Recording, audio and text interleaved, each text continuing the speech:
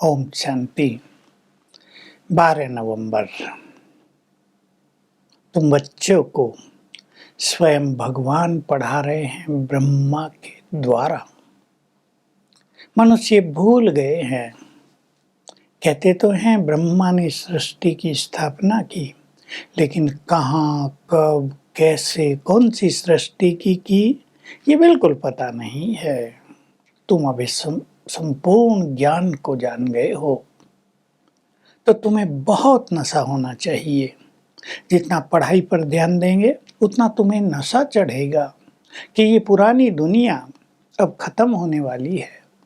हम जाकर नई दुनिया में राज करेंगे, हमारा राज जाएगा। देखिए कितनी वंडरफुल बात है कि बाबा, शिव बाबा ब्रह्मा द्वारा पुरानी दुनिया में आकर नई दुनिया की स्थापना कर रहे हैं।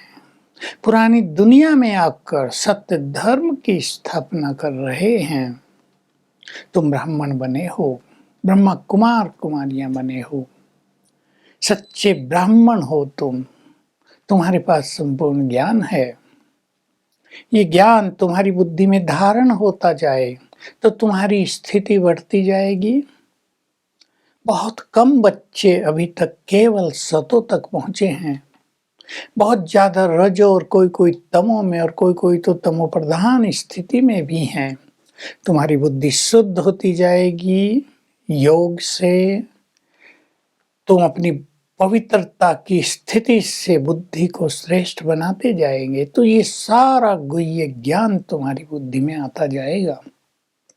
ड्रामा का बहुत गुह्य ज्ञान बाबा देते हैं कि इस ड्रामा में आधा समय सुख आधा समय दुख होता है। भले ही दुख एकदम शुरू नहीं हो जाता। सतयुग त्रेता में स्वर्ग सुख दिन और द्वापर कलयुग रात नरक दुख धीरे धीरे शुरू होता है, फिर अंत में बढ़ जाता है। ऐसे सुख भी प्रारंभ में संपूर्ण होता है, धीरे धीरे कम हो जाता है। हर धर्म के साथ यही गति है। क्रिश्चियन धर्म हो, मुस्लिम धर्म हो, सिख धर्म हो, बौद्ध धर्म हो, आधा समय दुख आधा समय सुख। एक आत्मा यदि 2 जन्म भी लेती है, मान लो 100 वर्ष वो इस सृष्टि पर रही, तो आधा समय सुख आधा समय सुख। एक जन्म भी लिया उसमें भी आधा समय सुख आधा समय दुख रहता है। तुम्हें ये बात बहुत अच्छी तरह से समझ लेनी है। आज बाबा की एक और बहुत इम्पोर्टेंट बात चली है। सभी धर्म वाले संसार में अपने धर्म पिता को अच्छी तरह जानते हैं, लेकिन भारतवासी जो अपने को हिंदू कहलाते हैं, किससे पूछो हिंदू धर्म का संस्थापक कौन है, कब किया ये हिंदू धर्म स्थापित, किसी को कुछ पता नहीं है। संवत चलता हिंदुओं का, तो क्या जब से संवत शुरू हुआ तब से हिंदू धर्म आया, उससे पहले नहीं था? उसको तो 2000 और कुछ साल हुए हैं केवल। तो कब ये शुरू किया, किसने किया? बाबा समझाते हैं कि तुम्हारा धर्म तो आदि सनातन देवी देवता धर्म था। भारतवासी अपने धर्म को भूल गए हैं। द्वापर युग से हिंदू कहलाने लगे, पूजा पाठ शुरू हो गई, पर देवी देवता धर्म सर्वश्रेष्ठ धर्म जिसमें तुम मनुष्य देवता थे, किसने स्थापित किया था? स्वयं शिव बाबा ने। भारत में शिवरात्रि मनाते तो हैं, पर शिवरात्रि का क्या रहस्य है? ये आदि सनातन देवी देवता धर्म कब था? हिंदू कब से हम सब कहलाए? कर्म हमारे विकर्म कब से बने? पवित्र हमें किसने बनाया था? ये सारा ज्ञान भूल गया है। अब शिव बाबा आकर तुम्हें ये सारा ज्ञान दे रहे हैं। इस पढ़ाई से तुम अपनी कमाई कर रहे हो। उस पढ़ाई से तो कोई बैरिस्टर बनते हैं, कोई जज।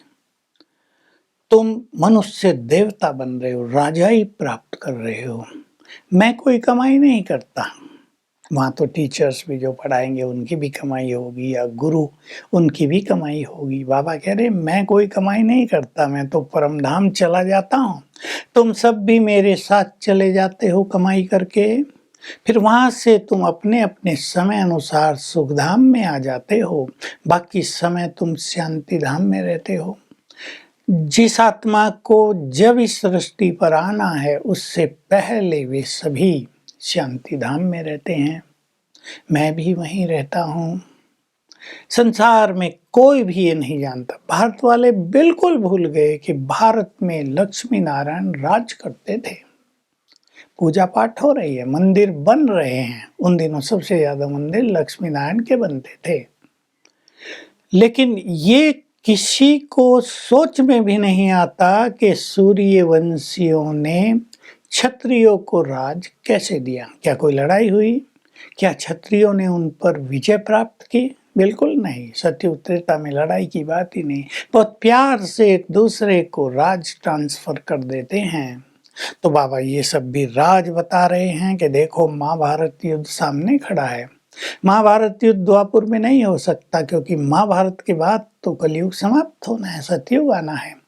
मैं भी कोई द्वापुर में नहीं आ सकता। द्वापुर में आऊं तो तुम्हें तुम्हारे 84 जन्मों का ज्ञान कैसे सुनाऊं? वहां गीता ज्ञान देकर मैं क्या करूंगा, क्योंकि मुझे तो गीता ज्ञान देकर सतयुग की स्थापना करनी है। अब तुम पारस बुद्धि बने हो, प्रीत बुद्धि बने हो। आसुरी संप्रदाय विपरीत बुद्धि है। ये नहीं कि असुरों को कोई ऐसे वैसे चेहरे या सींग होते थे। ये तो उनके अवगुणों का प्रतीक दिखाया गया है। केवल वो भी मनुष्य थे, देवता भी मनुष्य थे। उनमें सद्गुण, उनमें दुर्गुण। अब महाभारत लड़ाई सामने है।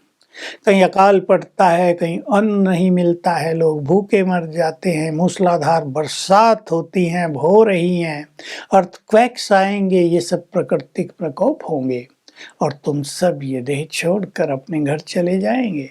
तुम्हें ये सारा ज्ञान भी भूल जाएगा। फिर तुम राज करने के लिए सतयुग में आ जाएंगे। जो प्रारब्ध तुमने यहाँ प्राप्त की है पुरुषार्थ से, वो तुम्हारे साथ चलती रहेगी। तो बाबा ये संपूर्ण ज्ञान हम सभी को हंसाते बहलाते दे रहे हैं।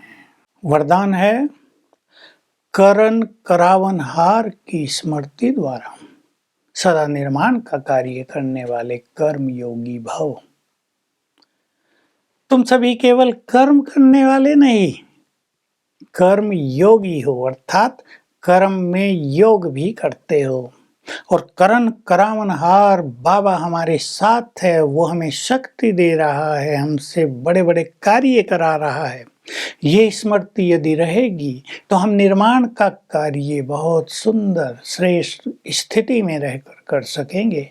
अगर मैंपन आया तो निर्माण के कार्य में विघ्न पड़ जाएगा। तो करण करावनहार की स्मृति रहे, कर्म के साथ योग रहे, तो हम श्रेष्ठ कर्म योगी बन जाएंगे। स्लोगन है, सेवाओं में विघ्नों का कारण है पुराने संस्कार, उनको समाप्त करो, उनसे वैराग्य धारण करो। तो आज हम अपने अभ्यास में ये पूरे स्वदर्शन चक्र का चिंतन करेंगे। भगवान हमें मनुष्य से देवता बनाने आ गया है, स्वयं पढ़ा रहा है, सारे राज खोल दिए हैं, कुछ भी जानना शेष नहीं रहा। इस पे चिंतन करेंगे और 5 स्वरूपों का अभ्यास, कैसे हम देवता थे, नीचे उतरते आए हैं, क्षत्रिय, फिर पूज्य, पुजारी, ये सब बनते बनते अब एंड में आ गए हैं। अभी हम घर वापस चलेंगे। ये चक्र हम घुमाते रहेंगे हर घंटे में एक बार, तो देह से डिटैचमेंट होता जाएगा। ओम शांति।